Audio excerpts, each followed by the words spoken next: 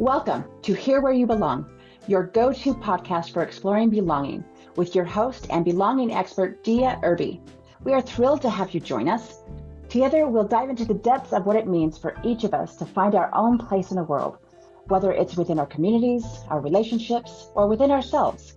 Today's episode is meant to inspire, uplift, and remind you that no matter where you are or where you're headed, you have a place where you truly belong.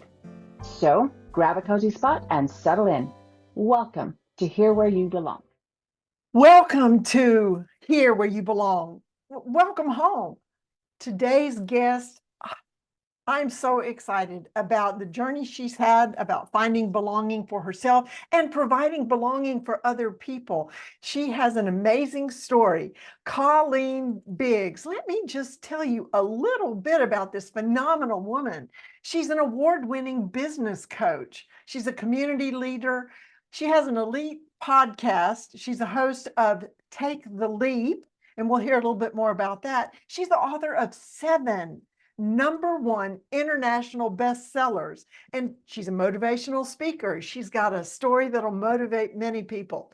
After launching 360 businesses, Colleen understands the value of championing women to lead the next century of business owners, and she empowers female business owners to be seen, be heard, and be visible.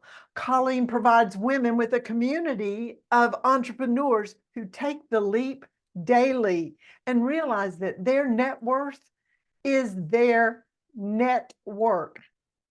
Their net work is their net worth. Did I say that right? Wow. Okay. I am so glad to have you here, Colleen. Welcome, welcome. Yeah, thank you so much. It's been an honor to be in your proximity for the last several years and see everything that you've accomplished. It's just I love to sit back and watch women win. And I think that's why I'm a big champion of them. You know, I love to be their cheerleaders. I think the more that we can cheer each other on, is really going to change the future and the landscape for women. I love my traditional role as being a wife and a mother. I absolutely adore that role. I know as you do as well.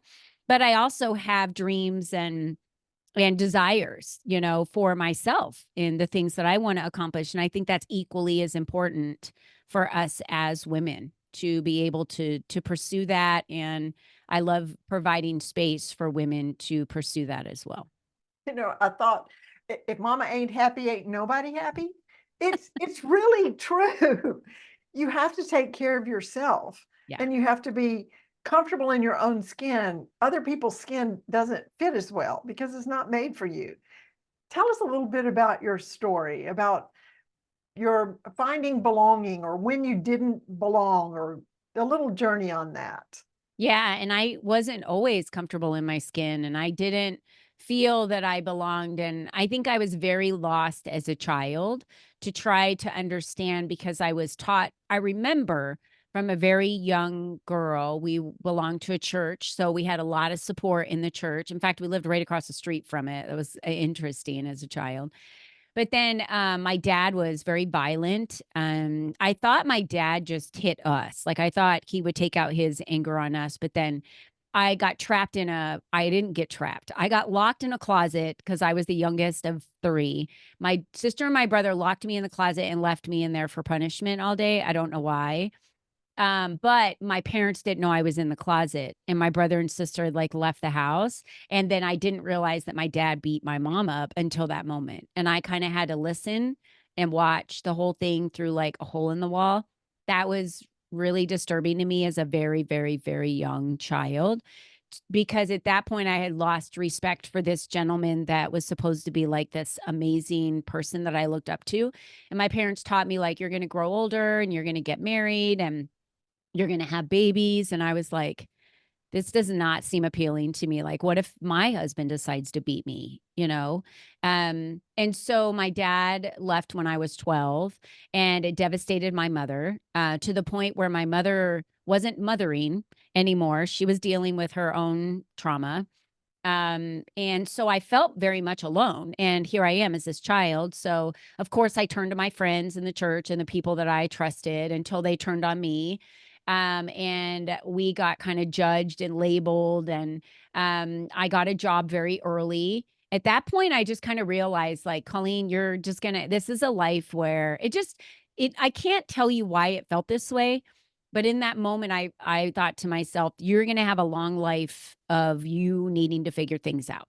So from this point forward, you can't be depending on other people. You've really got to independently figure out how to do this. Marriage was the last thing on my mind. I just needed money to pay for clothes. You can't really buy clothes on food stamps back then. And, we didn't hardly have any. It was embarrassing just to go to the store with my mom. I was like, could we just drive miles away, please, where my friends' parents aren't shopping, where they won't see that we're on food stamps, as a child. So, I just started, I loved getting to know people all the time. And I started putting all these people in my life that could help me from my very first job. I forged my birth certificate. I got in to work at a restaurant at the age of 15. So I was too young. You couldn't legally work until you were 16. And here, I think we were $1.85 an hour is what we made back then. I think that was about it. And I just I got in with started, talking to the owners all the time. They kind of favored me. So I got different positions that helped me grow fast. At the restaurant, I got more hours. So I don't even know how I graduated high school, because I didn't want to be in high school. I felt like I was already, matured beyond that point. And maybe I hadn't. And someone looking back, someone would say, oh, you were such a child still and immature. But at that moment, I had a lot to be mature about and had to grow up very quickly. And being in high school seemed like such a waste of time. It's like I needed to get out there and get a job and find a place to live and all of the things that were important. And I kind of wish that I wasn't in such a hurry now, but I just don't think back then I had a choice. So I didn't feel like I belonged anywhere for years. We're talking decades, centuries. I didn't feel like I belonged in relationships I was in, or I'd always pick the wrong ones that were abusive. Maybe that's what felt comfortable. I don't know. But it was a rocky start, like super rocky start. Every job that I got, I was going to be the best. And that's just because of my own self of measuring what I was capable of. And I learned and learned and learned and climbed the corporate ladder. And I did not make a lot of friends that way. I'll just share that. I never stepped on any other people. I never would hurt any other person to get where I needed to be. But people didn't like me because of my drive. I guess it didn't make them look good. It was compared to you, they felt lazy. You were pointing out how hard they weren't working, Yeah. probably. Yeah.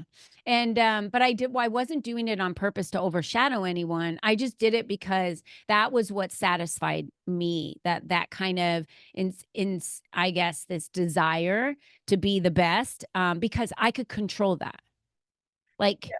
I could control my actions. I couldn't control anyone else. So I had my feelings hurt a lot along the way. I didn't really have a lot of really close friends because I just had this drive. And every company I worked at, it was the same drive. But then, once I got married and had kids, I wound up getting divorced, of course. No big surprise there. How can anyone stay married when they don't love themselves? They aren't even sure about the relationship, and they're incapable of being loved the way the other person wants to love you. I can't even believe I got married, honestly. I'm so thankful for the people that took a chance on me, during that time. But I look back now and I realize, like, I didn't love myself. I didn't really belong. I didn't love who I was. I certainly didn't felt like I belonged in my own body, right? So I was very active. I could control working out. So I love to work out. I love to be healthy. I love to be strong. Um, so I ran a lot, lifted weights, went through all the fads, CrossFit, all the stuff, and eventually became a single mom. And it was about 2016 was when I decided, like, there's a lot about my life I don't know. And why is it that people tell me all their childhood stories and I can't remember but like 5 things? Like, it's just kind of a blur to me. So I started doing personal development, going through therapy. And so really over the last 8 years, I've uncovered massive trauma that my body just disassociated from. That's why all the absent years and things I can't remember. And any spiritual, I really got into spiritual healing and meeting with energy healers, and they opened up my eyes to so much that I didn't know, because the issues are in the tissues, they say. My body remembered all of it. And so when I had to uncover it, it was a lot, like a lot to deal I with. can only imagine. Yeah, imagine going your whole life, really not knowing what happened as a childhood, and then discovering that there was a line of people in your family that abused you, and you're like, how did this even ever happen? I don't even remember any of this. And then how did anyone ever let that happen? I don't understand how that happened. Where was my protector? I had a lot of questions, but I will tell you this: when you said, "Where was my protector?" I know deep down now, and I have a complete faith and testimony on that God was with me every step of the way and was preparing me for where I need to go and who I need to be and the people that I need to understand and have gone through similar beginnings to be able to keep them safe so that they can open up and heal. And I've always found a place with women, in the last several years, to create a space for them where they belong. Because once I figured out where I belong, which I've been married now for 15 years, and we have a big family. We were talking about that. You have 8 kids, right? We have 7. We have one that's not married. So you double that number with all of our in-laws. And then we've got 13 grandkids. So we don't have any grandkids getting married yet, but old enough too. So I know Dia was saying you had one coming up soon. I'm blessed to be where I am today, and I wouldn't trade one thing that I went through, because it it molded me into the person I am today. I have the understanding or the empathy or sympathy, or can connect with people the way I can based on my past and every trauma and every detail of what I've been through, that to other people, they would have given up. They would have just said, That's what I want I'm a to victim. champion you about. It's on the sign behind you. The biggest determinant of success is how determined you are to have success. You easily, and a majority of people, I don't have a percentage, it's probably like 90% of people that have had your experiences would say, oh, poor me, I'm a victim, I can't do anything, oh, look at me. And you didn't settle for that. And No. you What does that figured it give out. me? You Yeah, figured it out. what does it give you when you settle for that? I never settled. I think that was the thing. And so even today, when people come to me and they're like, oh, now I know why I am the way I am. The doctor said I'm ADHD. And I'm like, okay. And so I can't tell you how many doctors have given me labels of all the things that they think I have or am.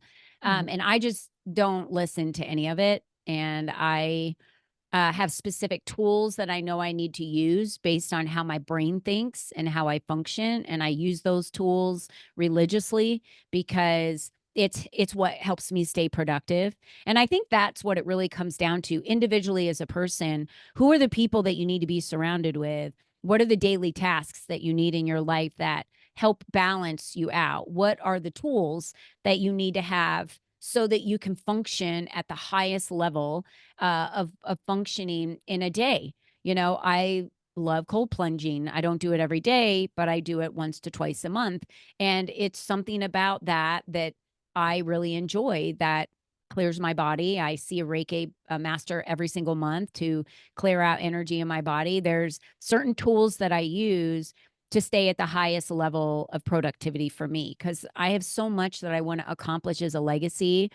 My family is by far my greatest gift, but I want to leave them something that we're proud of, and a legacy of places that they can build memories in, and memories that we've built with them. We're not a things family.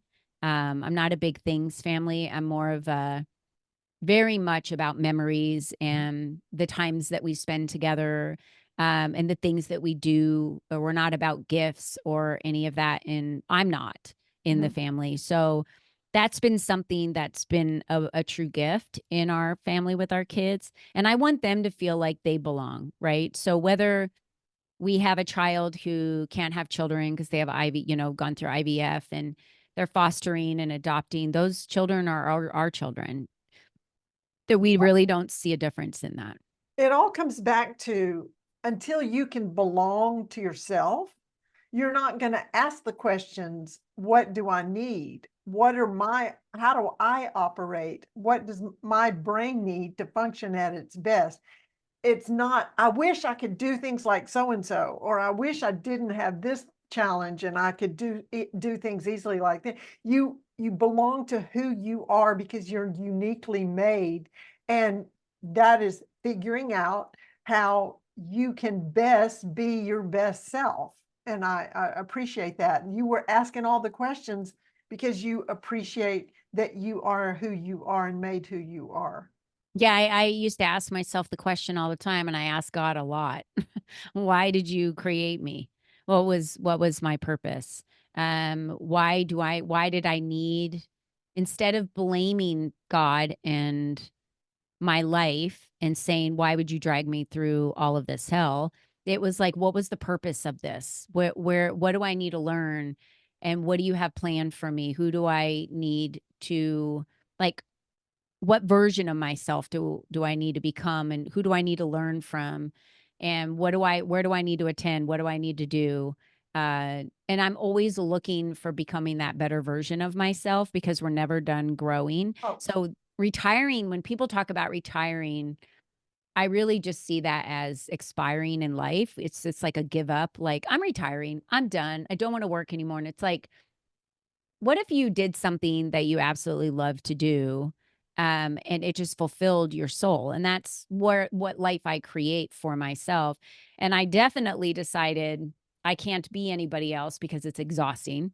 And that's very freeing, because then judgment of others never lies on you, because you realize that when another person is judging you, it's really just their insecurities coming out of the areas that they feel they're not necessarily that great in, whether they're saying my hair is this, or my outfit, or, whatever I'm saying on stage, or, whatever book I release, or I'm really not interested in their opinions and what they have to say, because they've not walked my life and they're not doing what I'm doing. So I do what I do based on how I'm guided through prayer, through faith. I listen to my intuition. It's been given to us as women to hone into, to have a lot of answers, because we're not given direction when we have children in a family. And it's so much for us to just have to figure out on our own. Right, right. I want to talk about the community you've built for others so they can belong, but we're going to take a quick break and be right back. Can't wait.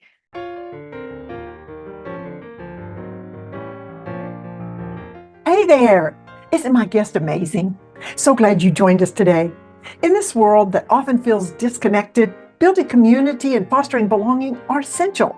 That's why I created this podcast, to bring inspiring people to you, to encourage you to create that sense of belonging and community, no matter where you are. If you're being blessed by my guest, and we have some more, like, subscribe, and share this podcast. You know who needs to hear this.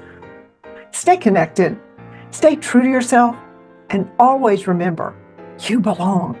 Now, back to our amazing guest.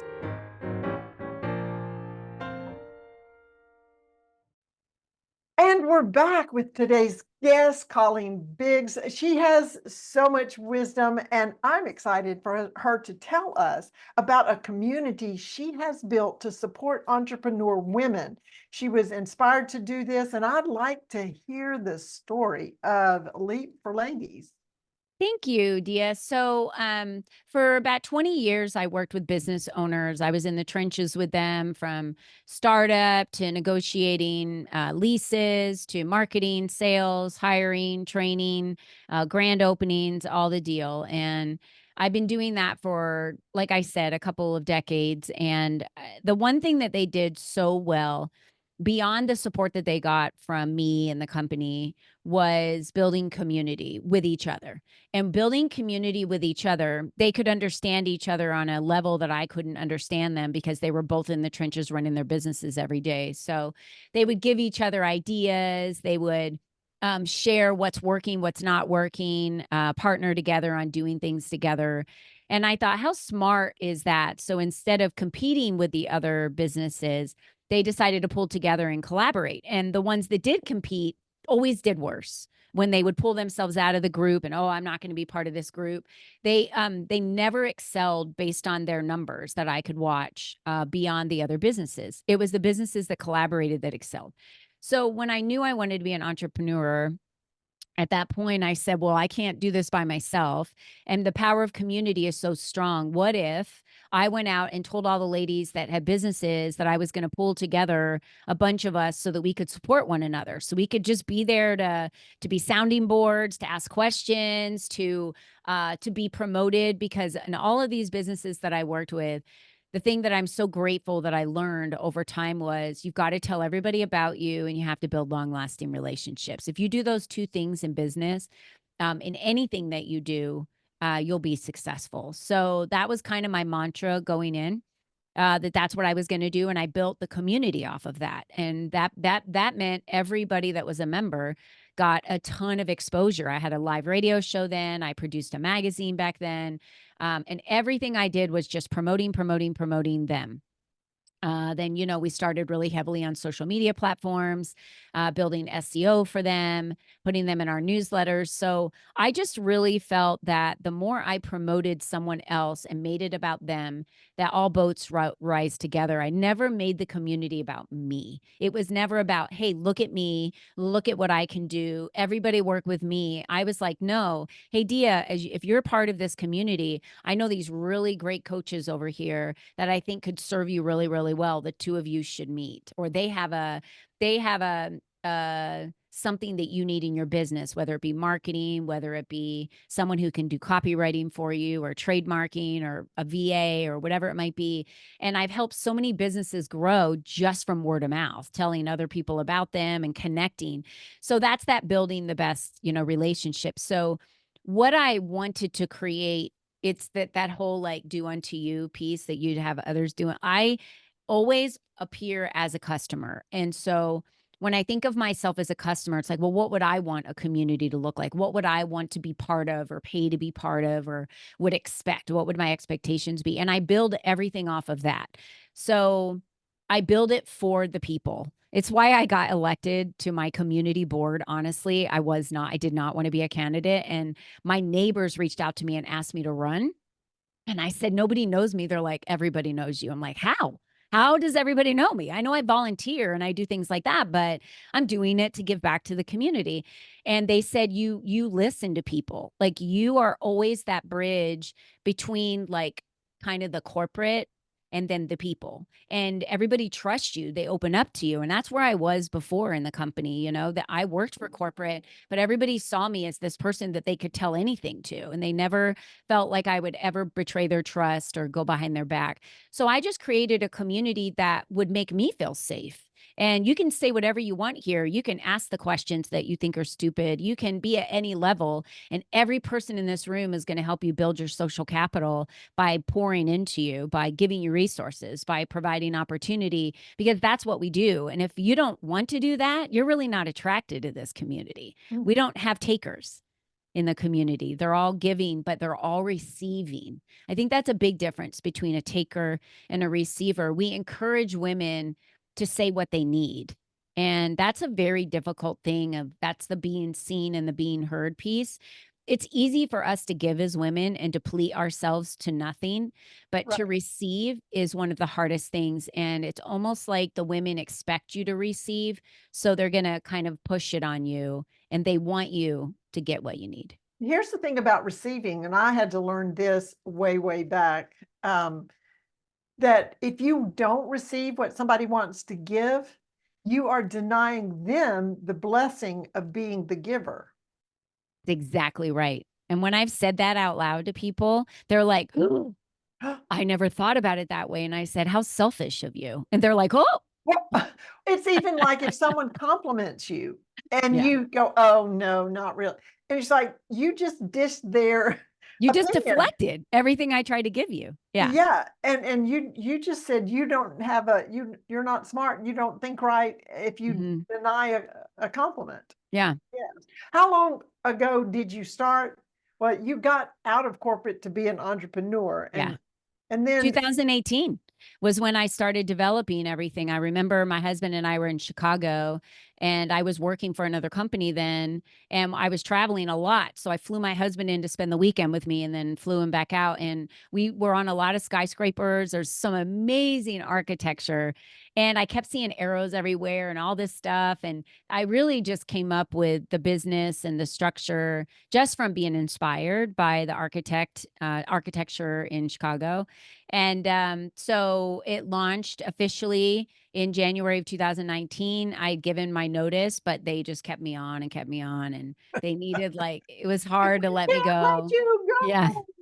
And You're our I highest finally achiever. got out of there mid 2019, but I was now running both, businesses and traveling and doing the whole deal. That was a lot for me at that time. And but I'm so proud that I took the leap. I think that's the biggest thing we need to remember is great things in our lives will never happen if we stay in this tiny little comfort zone. We grow and learn when we try things new that we've never done before. And it doesn't mean we're going to do it great. It doesn't mean we're going to be the best at it. And it doesn't mean we're going to win. I have a friend who's a bodybuilder, and she works out and is amazing. And you think, oh, she's going to win every competition until she gets there. And you see the other ladies and you're like, whoa, she's not going to win. When I was getting my black belt in Taekwondo, my husband and I competed, and I was not the best in every ring. And there were certain things that I was really, really good at that nobody could beat me in, and other things that I just could never win first place. I mean, I couldn't even get second place. It just wasn't my area of expertise. And I think once we realize that's just not my thing, that's not what I'm really great at. I'm good and I'll work hard at it and it'll be okay. But I'm not going to be a division champion in that ever. That's okay. What are the things that set you apart that you're so unique in that nobody does it like you, and it's just a natural, it takes less work for you. And those are the things I think that for me, when I look at businesses, when I talk about building businesses, there's nothing about it that scares me. I don't see the risk. When I'm putting a lot of money down to buy a new business, all I see are the rewards, and I focus on that. And I focus on the rewards, and I go after the rewards, and focus on building the people around me that I need to get there. And I never, ever, ever now today would ever think I could do anything alone, ever. It takes a village to raise children. It takes a village to build a business. It takes experts. So I'm constantly looking to people and asking the questions and never feeling stupid because I don't know the answer. Well, we don't even know what we don't know. That's So we right. don't even know what questions we're supposed to ask sometimes because we don't even know what the question is. So that's phenomenal. How many women are in do you have a estimate, or do you know how many women are in your? Yeah, we have thousands of women in our community. We always have from the very beginning. Just in the first year, we passed 100 women. I just traveled around the United States visiting different cities and doing pop-up luncheons and networking and helping people belong and feel like. And I think that you asked that earlier about belonging. How do you know if you belong or not? Because it just feels right. And if it doesn't feel right, don't stay. I tell people that all the time. I've walked out of networking events where I was like, not liking this vibe in the room. I'm not jiving with the leader. And I've just said to my other friends that I was there, like, hey, I got to go. Sorry. I'll catch up with you guys later. Thanks so much for inviting me. And I leave. I just don't even stay because I already know that's not a place for me and I'm not feeling like I belong. And that's okay. That is okay to say I don't and find another space. Right. I agree with that wholeheartedly. If you don't feel like you fit in, then maybe you don't because you're not supposed to be there. It's like, and I use the analogy, and I know multiple people probably have, that we're each a piece of a puzzle, and only we can fit in a certain space. even if the puzzle pieces are all the same shape, they're going to Yeah. have different colors. So there's one place where we fit, but sometimes there's two puzzles and we're trying to fit in the other puzzle and we don't belong there. Yeah. We belong where we're supposed to belong. And to know that, we need to belong to ourselves. I'm sure you've heard of the what's it called, zones, the 4 different zones. You've got the incompetence, the competence, the excellence, but the zone of genius, Mm-hmm. that is where The we Big Leap. That's the book that was written. And I read that book, and that was really kind of what encouraged me to use the word leap, to use acronyms for leap. Because without those leaps that we take in our life, you just will always stay safe. And I don't think that's a place to stay. I don't think that's really what God had intended for us. To me, that would just be like expiring and retiring and giving up. So, like I said, I'm not going to be the best at everything I do. And that's okay. I'm okay with that. But I need to know that I did my best. That's the piece that's important to me, that I did my best. And as long as I know that, then I can accept that. And I think our kids can accept that. They've been in sports and not won first place, or, they didn't make the cut or whatever it is. And it's like, did you try your best? Did you put everything out there? And if they say yes, then that was good enough. That's And right. then you can practice for it next year. Right. Or find out maybe basketball isn't your sport, maybe soccer Right. is. I mean, yes, you are 5'2", so maybe basketball isn't it. Maybe gymnastics. We had a basketball player, one of our daughters, she's 32 now. She's a basketball player and she's not very tall. She's like 5'4". And but she was super scrappy, is what I like to call her. She was really not good at making baskets, but she was so good at recovering the ball and getting the ball from other players. And that was really her place on the team. Yeah. And she was the team captain, not because she made the most points. She brought people together. And so she had her worth to the team, but she was certainly not the best on the team. Well, just like everything else, it takes different kinds of players. It does. And you have to know where you fit, how you belong to help the big picture be all that it can be.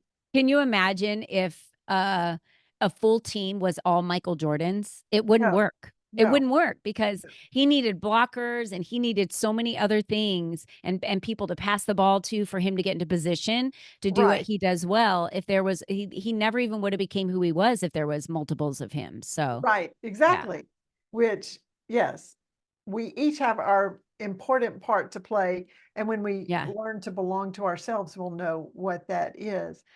Anything else you want to say about your greatest accomplishment? Oh, wait, I wanted to go back. 370 businesses you Oh, yeah. launched? Wait, Yeah. So they're not all, can you they're, even name them all? they're not all mine. You have to remember, I worked for 20 years working with business owners and launching businesses. So I have been right there at the open houses, launching them from scratch, working with them, being nothing into a vision of what it looks like in a brick and mortar, and having families and people walk through the door and paying them money for their services. So yes, I have been around the block a few times with hundreds and hundreds of businesses that were nothing, not even to conception to them, now having customers. So, Wow. when we were talking about duplicating ourselves, that's the biggest mistake that a lot of business owners make, is they're like, well, if I could just duplicate myself, then this business would be amazing. I'm like, it would fail. That would be the first thing that would fail. You have strengths and you have weaknesses, and we call them opportunities. You need to hire someone that has strengths in your areas of opportunities, so you balance each other out, because you need people that are all different on your team, like you talked about. And that's a big mistake that a lot of business owners make. They think they know everything and they can do everything. And it's amazing when you hire people that they can do it faster and better than you, which makes your job so much easier. So you can go do the things that you're really, really good at, and know that you've got strengths in your team and they're doing what they're really, really good at. So when you fill the bus, put them in the right seat, because if anyone ever slid me over to IT, I would have been the worst employee they ever had in their life. Again, that's belonging to yourself, knowing your zone of genius, Genius. and you Yeah. staying there and not trying to fill other people that would be their zone of incompetence. Yeah. You know, just got to know people. For And sure. your favorite quote, you mentioned, referenced it, do unto others as you would have them do unto you. Want to expound on that? The golden rule, it comes straight out of the Bible. I taught my children it from the time they were babies and getting older. You treat other people the way you want to be treated. And I can't imagine an easier rule to follow, but then doing unto others every single thing that we do, every single thing that we say, how we act, exactly the way we would want somebody to treat us. So I live by that every single day in every decision I make. Would I want someone to do this for me or to me? And that's why I talk about being a customer of my own over and over again, is because when you're doing unto others the way you want them to do unto you, you become your own customer in everything that you do. And it's kind of profound for some people when I say, okay, well, now you be the customer of your own company. Would you buy it? Would you do it? And they're like, oh, do you understand it? There's a lot of things to contemplate when we talk about that. But I think what the world would look like today, Dia, if everyone lived by that golden rule of doing unto others, it just would change the world. So it's very So that profound for me. would be so better. This has been fabulous. I can't believe our time is up. And I just want to give you a minute to, Colleen, to give any final message. We're going to put in the show notes about your podcast and other contact information, but any final message you want to give our listeners today? Yeah. Thank you. I appreciate that. And I think you touched on it, and it really has to do everything with your podcast. You say here where you belong, and here is spelled HEAR. So I would say listen more than you speak, right? That's how we learn. And find the individuals that you belong with and keep them on your journey, because we're not meant to do this alone. Constantly be open to learning from others, and never be the smartest person in the room. I love it. Such wise words. It's been fabulous. Thank you for joining us and listening in as we visited with my guest today, Colleen Biggs. Stay connected, stay true to yourself, and always remember you belong. Until next time, this is Dia Irby with Here Where You Belong. Bye now.